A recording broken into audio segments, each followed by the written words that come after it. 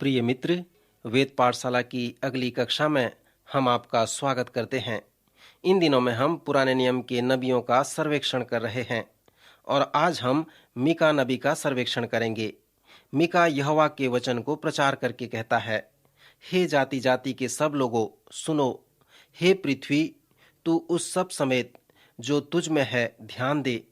और प्रभु यहोवा तुम्हारे विरुद्ध वरन परमेश्वर अपने पवित्र मंदिर में से तुम पर साक्षी दे, क्योंकि देख यहोवा अपने पवित्र स्थान से बाहर निकल रहा है और वह उतरकर पृथ्वी के ऊंचे स्थान पर चलेगा और पहाड़ उसके नीचे गल जाएंगे और तराई ऐसी फटेगी जैसे मोम आग की आंच से, और पानी जो घाट से नीचे बहता है।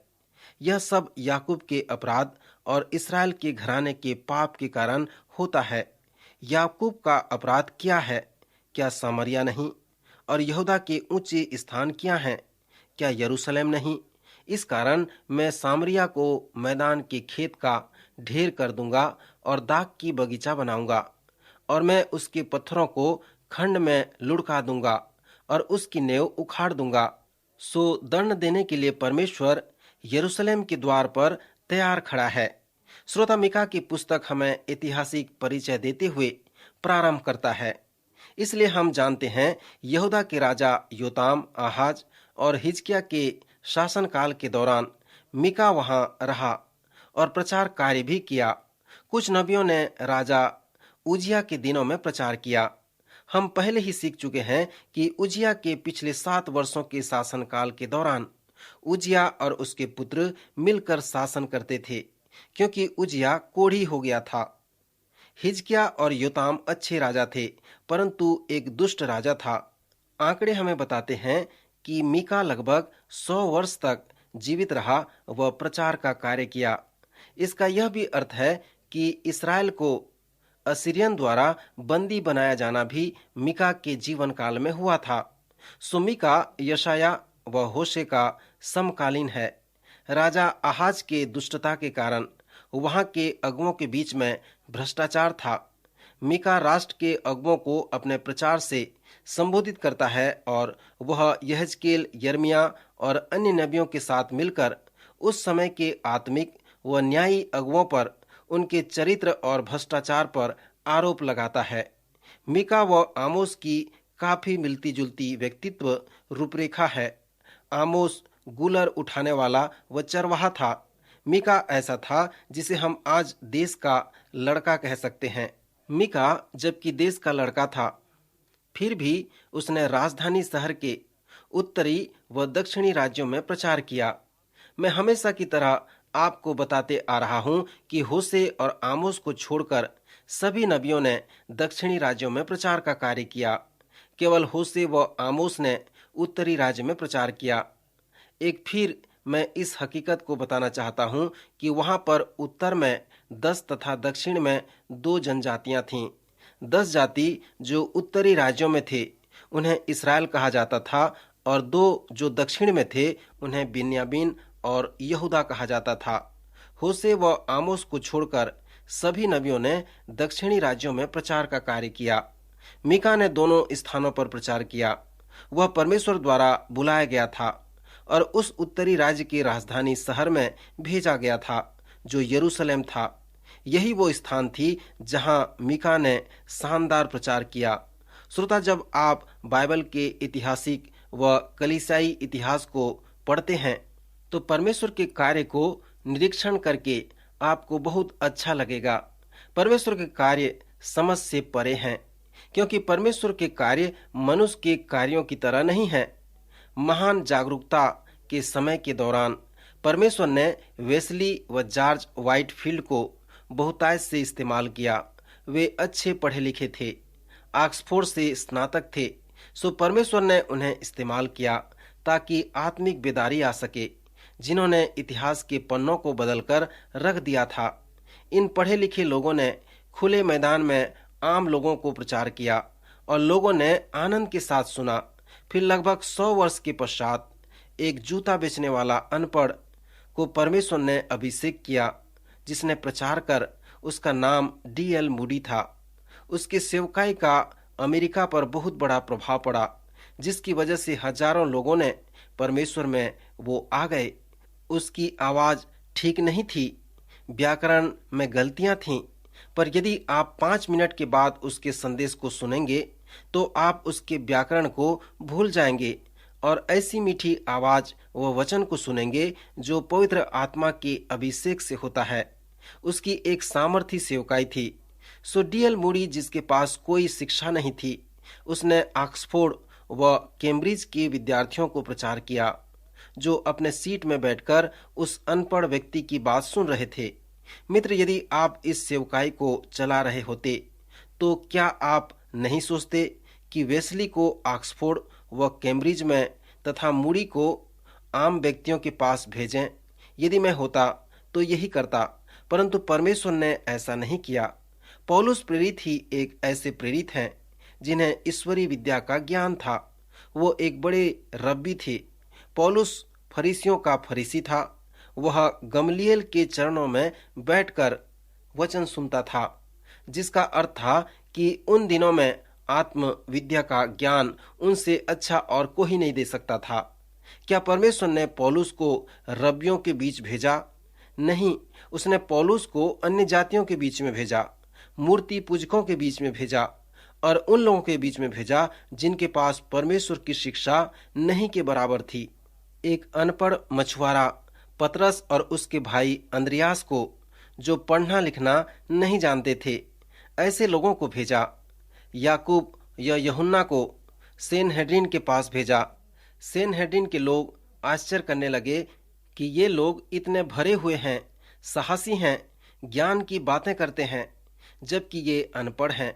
सो सेनहेड्रिन के लोग उससे ज्ञान की बातें सीखते थे, क्योंकि वे यीशु के साथ रहते थे। श्रोता, डीएल मूडी की सेवकाई फलवंत सेवकाई थी। वह परमेश्वर की अगुवाई से इंग्लैंड में एक बड़ा प्रचार का कार्य किया। इस कार्य को करने से पहले उसके आलोचकों ने कहा कि वह असफल हो जाएगा, कोई सुनने के लिए नहीं आएगा। इसके पास एक संगीतज्ञ भी था। सो जब मीटिंग प्रारंभ हुआ, गीत गाया गया, तब डीएल मूडी ने उठकर लूका रचित सुसमाचार के 15वें अध्याय से उड़ाऊ पुत्र की कहानी बताया। फिर वो बैठ गया। उसके बाद संगीतज्ञ उठकर एक और अच्छी गीत गाई जो भटकी हुई भेड़ों से संबंधित थी, और फिर वो बैठ गया। मूडी उठकर उड़ाऊ पुत्र की कहानी बताकर लोगों को समझाया। परमेश्वर का आत्मा उमड़ पड़ा और मूडी द्वारा परमेश्वर के वचन को सुनकर सैकड़ों लोगों ने परमेश्वर को अपना जीवन दे दिया। उसके वचन को सुनकर सभी स्थानों में उसे प्रचार करने के लिए लोग बुलाए। वह बड़े बड़े विश्वविद्यालयों में जाकर उपदेश देता था। श्रोता, इसी प्रकार परमेश्वर ने मीका को भी बुलाया कि वह उत्तरी व दक्षिणी राज्य के राजधानी शहर में जाकर प्रचार के कार्य को पूरा करे। श्रोता, आइए इस ग्रामीण लड़के के कुछ संदेशों पर ध्यान करें। यह परमेश्वर का महान नबी था जिसने बड़े शहर में प्रचार का कार्य किया। मीका की पुस्तक में 7 अध्याय हैं। उसने अपने संदेश में 3 महान बातें कही हैं। यदि आप उन्हें पढ़ेंगे तो आप मीका की प्रशंसा करेंगे। यद्यपि मीका ने इन बातों का प्रचार राजधानी के उत्तरी और दक्षिणी राज्यों में किया, उसका पहला संदेश यह था कि उसने पृथ्वी के सभी लोगों को संबोधित किया, जिसे मैंने कार्यक्रम के प्रारंभ में पढ़ा था। वो कहता है कि परमेश्वर सामरिया को दंड देने जा रहा है, जो कि उत्तरी राज्य की राजधानी है, और यरूशलेम को भी सजा देने जा रहा है, जो कि दक्षिणी राज्य की राजधानी है। जब हम मीका के प्रचार को अपने ही भाषा में पढ़ते हैं तो हम कुछ बातों की सराहना नहीं कर सकते, जैसे कि वह मूल भाषा इब्रानी में कह रहा है। यदि आप उसके संदेश को इब्रानी भाषा में पढ़ सकें तो आप जानने पाएंगे कि मीका चालाक व उपयुक्त प्रचारक था।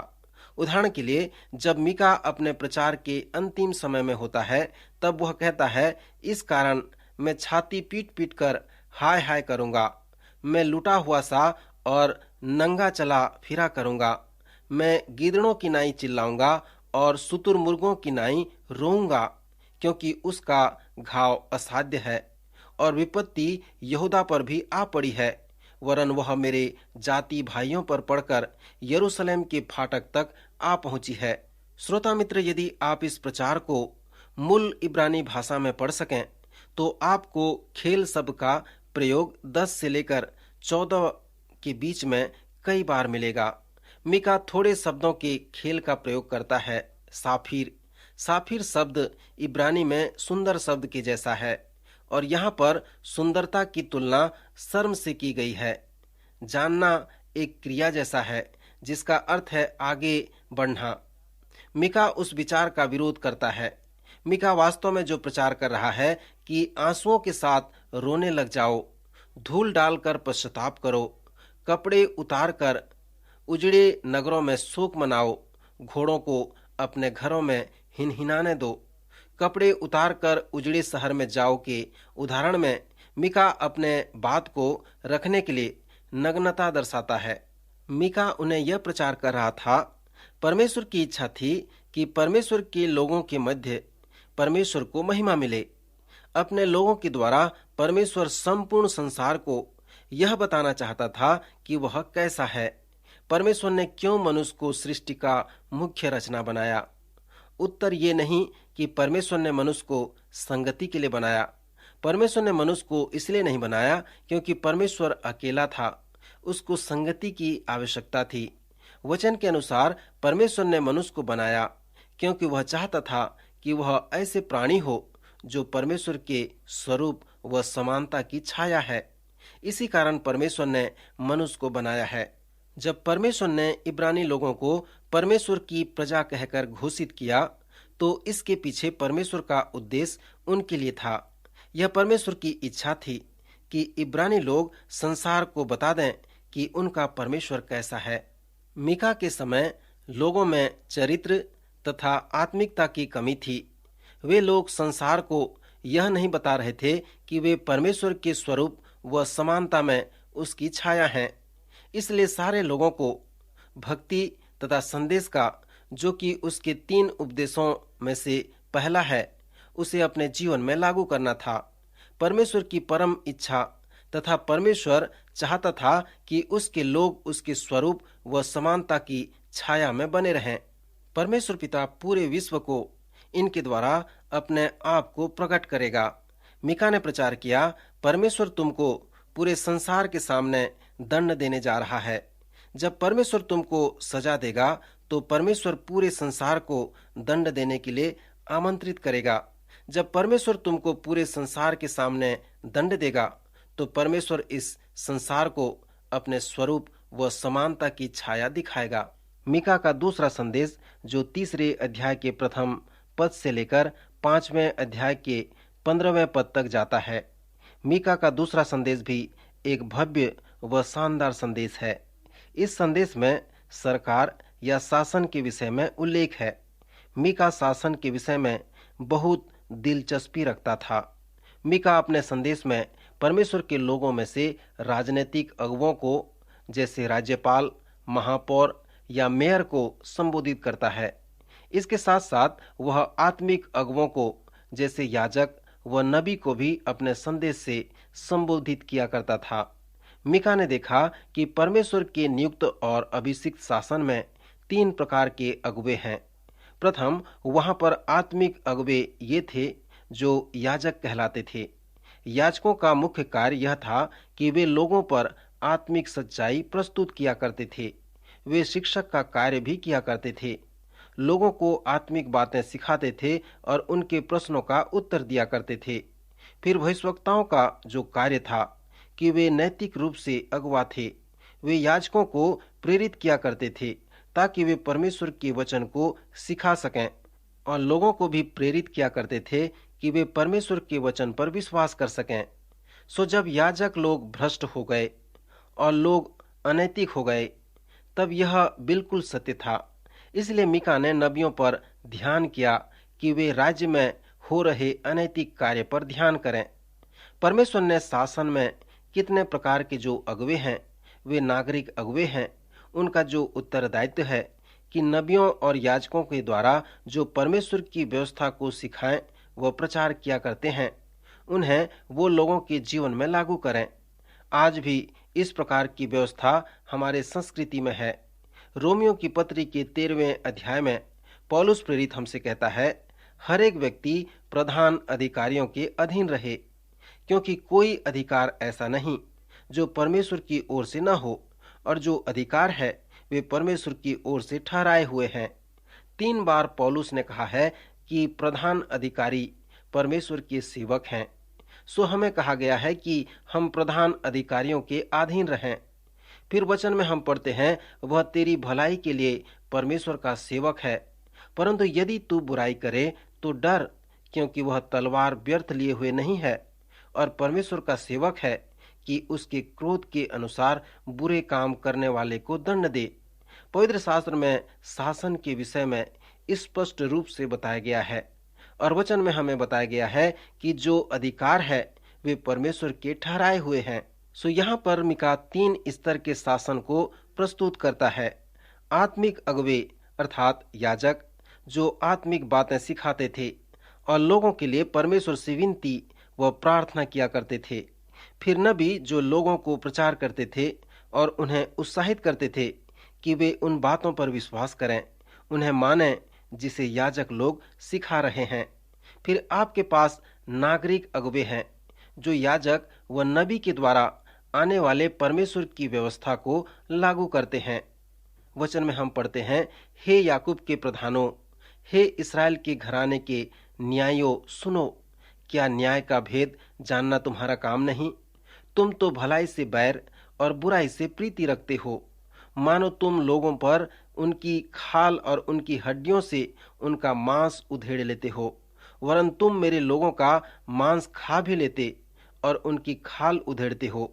तुम उनकी हड्डियों को हांडी में पकाने के लिए तोड़ डालते और उनका मांस हंडे में पकाने के लिए टुकड़े टुकड़े करते हो। वे उस समय यहोवा की दुहाई देंगे, परंतु वह उनकी न सुनेगा, वरन उस समय वह उनके बुरे कामों के कारण उनसे मुंह फेर लेगा। यहोवा का यह वचन है कि जो भविष्यवक्ता मेरी प्रजा को भटका देते हैं और जब उन्हें खाने को मिलता है तब शांति शांति पुकारते हैं, और यदि कोई उन्हें मुंह में कुछ न दे तो उसके विरुद्ध युद्ध करने को तैयार हो जाते हैं। इस कारण तुम पर ऐसी रात आएगी कि तुमको दर्शन न मिलेगा, और तुम ऐसे अंधकार में पड़ोगे कि भावी न कह सकोगे। भविष्यवक्ताओं के लिए सूर्य अस्त होगा और दिन रहते उन पर अंधियारा छा जाएगा। दर्शी लज्जित होंगे और भावी कहने वाले के मुंह काले होंगे, और सब के सब अपने होठों को इसलिए ढांपेंगे कि परमेश्वर की ओर से उत्तर नहीं मिलता। परंतु मैं तो यहोवा की आत्मा से शक्ति, न्याय और पराक्रम पाकर परिपूर्ण हूँ कि मैं याकूब को उसका अपराध और इस्राएल को उसका पाप जता सकूं। हे याकूब के घराने के प्रधानों, हे इस्राएल के घराने के न्यायियों, हे न्याय से घृणा करने वालों और सब सीधी बातों को टेढ़ी मेढ़ी करने वालों, यह बात सुनो। तुम सियोन को हत्या करके और यरूशलेम को कुटिलता करके दृढ़ करते हो। उसके प्रधान घूस ले लेकर विचार करते और याजक दाम ले लेकर व्यवस्था देते हैं, और भविष्यवक्ता रुपये के लिए भावी कहते हैं, तो भी वे यह कहकर यहोवा पर भरोसा रखते हैं, यहोवा हमारे बीच में है, इसलिए कोई विपत्ति हम पर न आएगी। इसलिए तुम्हारे कारण सियोन जोत कर खेत बनाया जाएगा और यरूशलेम डी ही डी हो जाएगा, और जिस पर्वत पर भवन बना है वह वन ऊंचे स्थान सा हो जाएगा। श्रोता, जैसे आप मीका के इस दूसरे संदेश का अध्ययन करते हैं तो यह स्पष्ट है कि यहाँ पर मीका न्यायी अगुओं को डांटता है, क्योंकि वे घूस लेते और दाम लेकर व्यवस्था देते हैं। सो यह बात अनेक शासन में साधारण सी बात है। मित्र, इस पृथ्वी के अनेक स्थानों में प्रधान अधिकारी व न्यायी अगुवे घूस लेते हैं। सो इस प्रकार के भ्रष्ट कार्यों के लिए मीका अगुओं पर आरोप लगाता है और कहता है उनका न्याय होगा। इसके बाद याजकों को, जो आत्मिक अगुवे थे, मीका डांटता है, क्योंकि याजक दाम ले लेकर व्यवस्था देते हैं। दूसरे शब्दों में कहें तो वे याजकों के लिए परमेश्वर द्वारा बुलाए हुए लोग नहीं थे, वे नामधारी याजक हैं। मीका उन्हें स्मरण दिलाता है कि याजक का कार्य कोई नामधारी याजक होना नहीं है, परंतु यह एक बुलाहट है कि याजक लोग जन्म के याजक हैं, क्योंकि वे लेवी व हारून की वंशावली के हैं।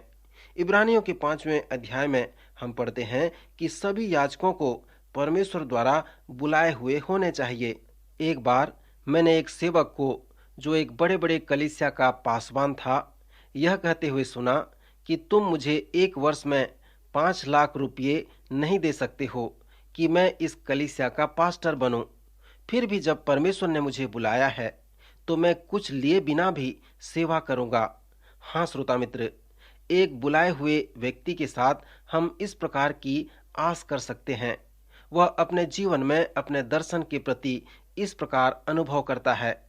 इतने बड़े कलीसिया में दबाव व मांगों के बाद भी कैसे एक पास्टर के लिए यह संभव होगा कि वह अपनी क्षतिपूर्ति को न देख सके? यह साधारण रूप से नहीं हो सकता।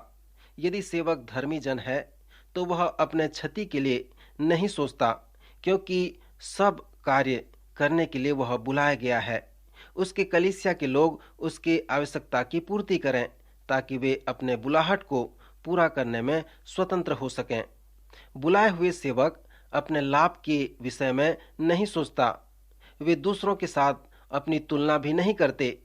जब याजक विद्रोही हो जाते हैं तो वे दाम लेकर व्यवस्था सिखाते और नामधारी हो जाते हैं।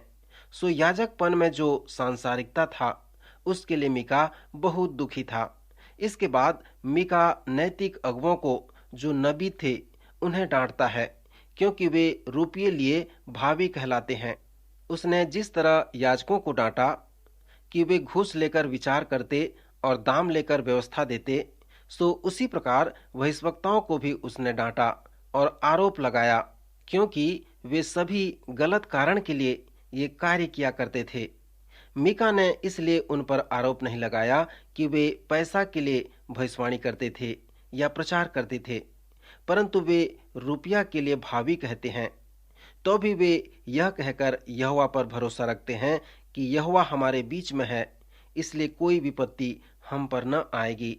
यिर्मयाह ने भी नबियों को इसी प्रकार आरोप लगाया था। उसने प्रचार करके कहा, जिन नबियों ने स्वप्न देखा वे अपने अपने स्वप्न बताएं, और जो परमेश्वर के वचन का प्रचार करने वाले हैं वे परमेश्वर के वचन का प्रचार करें।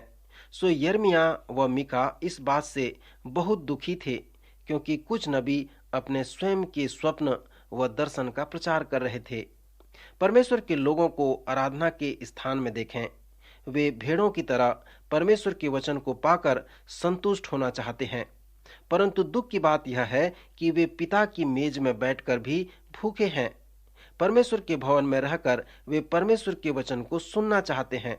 सो मीका का बोझ यही था, क्योंकि याजक दाम लेकर व्यवस्था देते हैं और भविष्यवक्ता रुपये के लिए भावी कहते हैं, और इसलिए परमेश्वर के लोग उसके वचन को नहीं सुन पा रहे हैं। इन आत्मिक अगुवों की असफलता के लिए प्रायः शासन अलग हो गए। उसी समय से यशाया व मीका के उपदेश में बहुत समानताएं पाए जाते हैं। शासन के विषय में उन दोनों महान नबियों को चिंता थी। यशाया परमेश्वर के सिंहासन का उल्लेख किया है और उस सच्चाई को प्रकट किया है कि परमेश्वर अपने सिंहासन से संसार को चला रहा है। यशाया का यह उल्लेख संपूर्ण पवित्र शास्त्र में पाया जाता है। नबूकदनेस्सर के अनुभव पर ध्यान करें। उसे कहा गया, 7 युग तुझ पर बीतेंगे जब तक कि तू न जान ले कि मनुष्यों के राज्य में परम प्रधान ही प्रभुता करता है और जिसे चाहे वह उसे दे देता है। सो यही है वो सत्य जिसे नबूकदनेस्सर से परमेश्वर बताना चाहता था। यशाया उस सत्य को समझ गया। वह ये जान गया कि परमेश्वर जिसे चुनता है उसे वह प्रभुता दे देता है। मीका के पास भी इस प्रकार का बोझ था, परंतु मीका ने इस सत्य को प्रस्तुत किया कि परमेश्वर मनुष्यों को प्रभुता सौंपेगा, और यदि वह प्रभुता चलेगी जिन्हें परमेश्वर ने सौंप दी है, पर यदि उसमें दुष्टता है, भ्रष्टाचार है, घूसखोरी है, तब प्रभुता के संबंध में परमेश्वर का उपाय नष्ट हो जाएगा। श्रोता, जैसे आप मीका के इस दूसरे संदेश का अध्ययन करते हैं तो इस बात का अनुभव करें कि क्यों वह सचमुच में रोता है, क्योंकि प्रधान घूस लेकर विचार करते हैं, याजक दाम लेकर व्यवस्था देते हैं और भविष्यवक्ता रुपये के लिए भावी कहते हैं। शासन के संबंध में ये सभी उल्लेख हमें मिका के मसीहा की भविष्यवाणी के लिए तैयार करते हैं, जो मिका के 5वें अध्याय 2 पद में पाया जाता है। जिस प्रकार दानियल अपनी भविष्यवाणी में बताता है कि कब मसीहा का जन्म होगा, उसी प्रकार मिका भी बताता है कि मसीहा का जन्म कहाँ होगा। जब वह मसीहा के विषय में हमें भविष्यवाणी करता है तो ध्यान करें कि शासन के संबंध में वह क्या कहना चाहता है। इन वचनों द्वारा प्रभु आपको आशीष दे।